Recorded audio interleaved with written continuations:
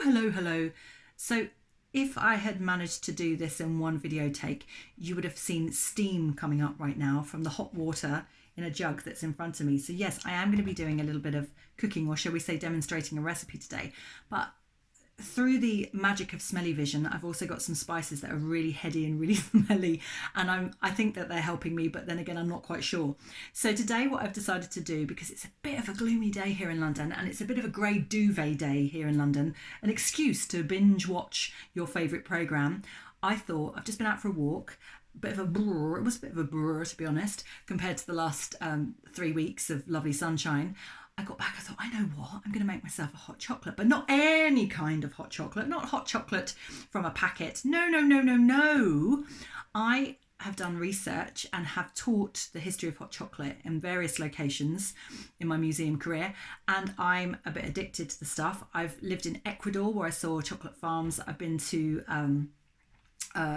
other places, Dominican Republic, where I've seen the cacao being produced, India, cacao pods being produced, where the spices were produced, and it is something of a big passion to me to see all these things, the provenance of where these things come from.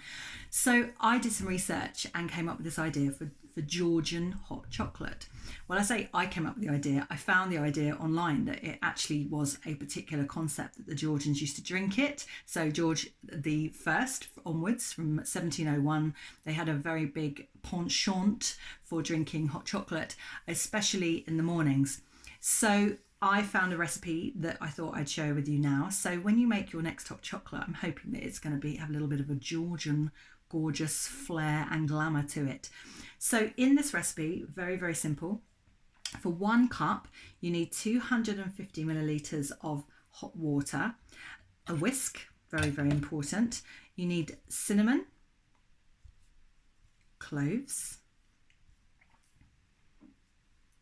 I dare you, chilli powder, I dare you, and vanilla. Now, obviously you need the chocolate, which I'm going to talk to you about in a second, but I didn't have any vanilla in my cupboard and I couldn't get hold of any today, but you could, usually I would slit the vanilla pod down the centre and scrape the seeds out and put that into the hot chocolate, but I'm not going to be doing that today. Also don't have vanilla extract, but you could add a little bit of that if you don't have it in your cupboard. So cinnamon, cloves, chili powder, vanilla, and then the chocolate. So I'm using up some leftover Easter chocolate from last week. Has anybody after my mindful eating session got any left? Go on, hands up. Have you got any left? So I've got a little bit left here. Actually, that's quite a lot because I've grated it. And the reason I've done that is that it makes it melt quicker in the mix that we're going to make. So that's 50 grams. So 50 grams of chocolate to 250 millilitres of water. If you were doing this you could actually swap the water for milk and make it like really super rich, which is actually what the Georgians would have done. But I don't have any cooking facilities here and I'm not able to do it in the kitchen. So I'm doing exactly what I do in my education sessions where we can't get to a cooker. So hot water works just as well. And actually, if you've got chocolate that's got a little bit of milk in it and a bit of sugar in it too, which I have in this one, then it still adds the luxurious feel. So what you can do, if you've got a pestle and mortar at home, you could get, and you have a family, you could get your children to take a cinnamon stick and a couple of cloves, because they're very strong. Cloves are super duper strong. It's absolutely amazing. That I might do I could do one session just talking about cloves because they're absolutely fascinating, and then cinnamon, and there's everything around you is just so interesting. You could talk about it for hours.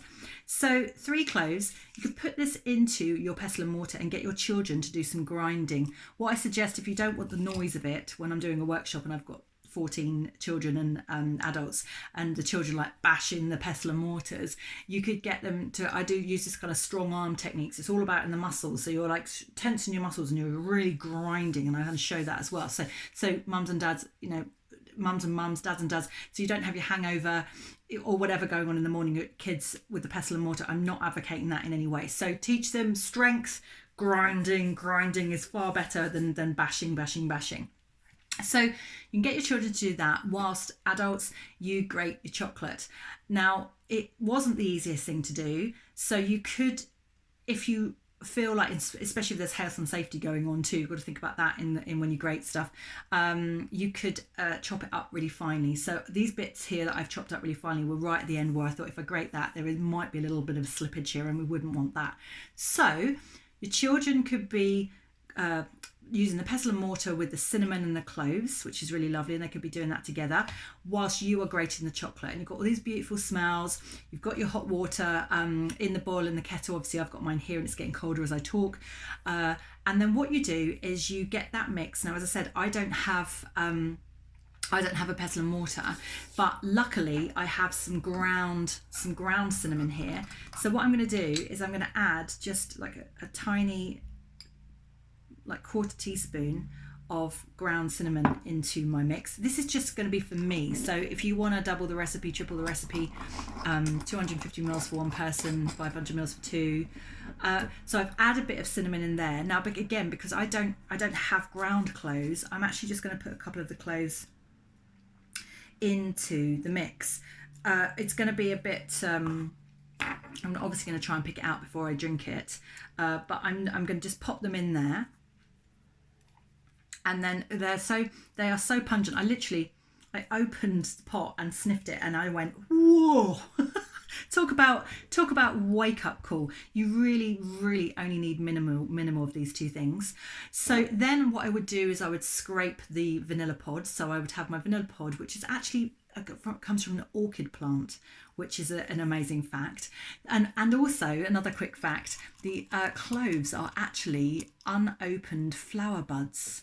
So originally in Indonesia, you've got tiny little flower buds. I said I wasn't going to talk about that. I was going to do another session. But anyway, they're just unopened flower buds that are left out to dry, and the smell and the fragrance are just, it's just fabulous.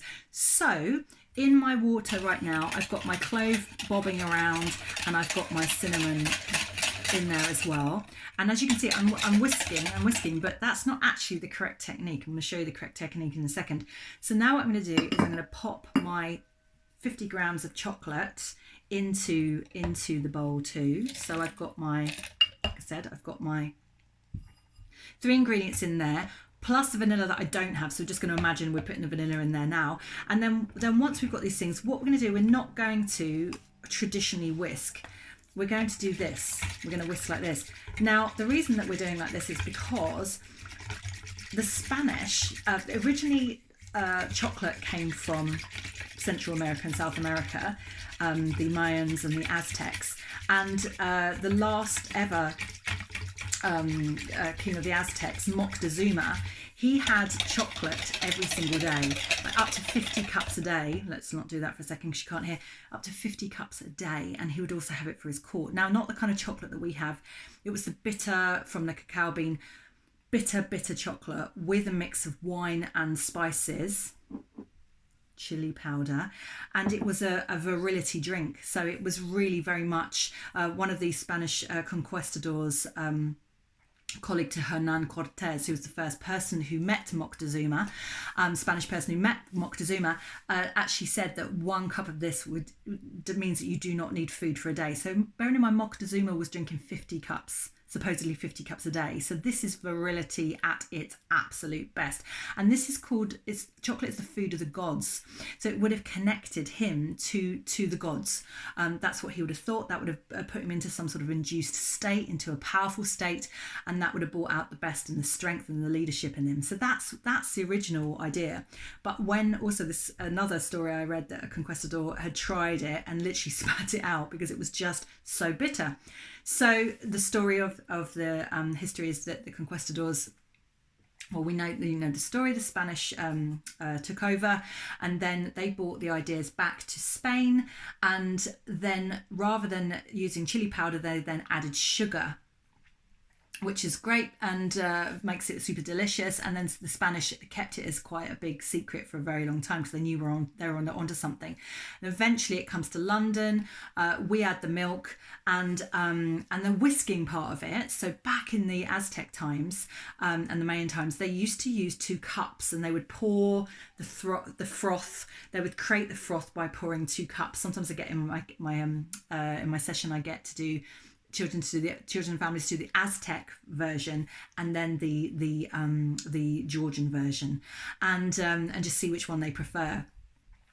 But we have the whisk, which is actually a Spanish invention. Sorry, going back. We have a whisk that is actually the Spanish invention, and it's called a molinillo. And the whisk is so famous that there's actually a little children's nursery rhyme time song about the molinillo that one of my friends who is Spanish, her sister's a teacher, she sings with the children even now. So it's inherent in the culture.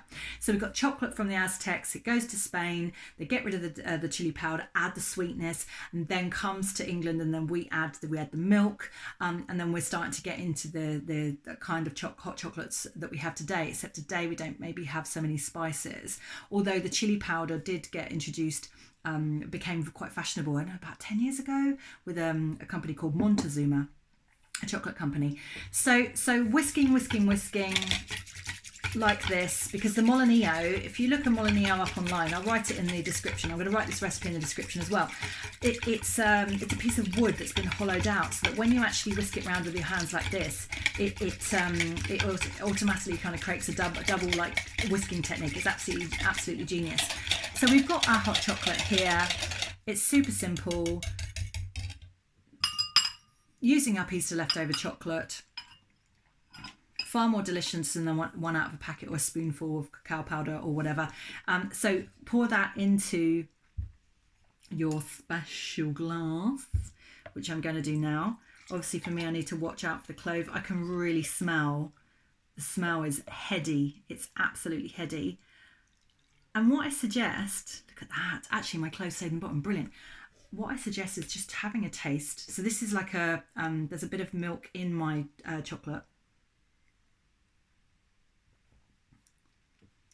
Oh, that is good. Even without the vanilla, that is really, really delicious. So what you can do is you can then dare to add the chili powder. So I have here got a little sprinkle, and this is hot chili powder, so this is like rock and roll. This is rock and roll going on here.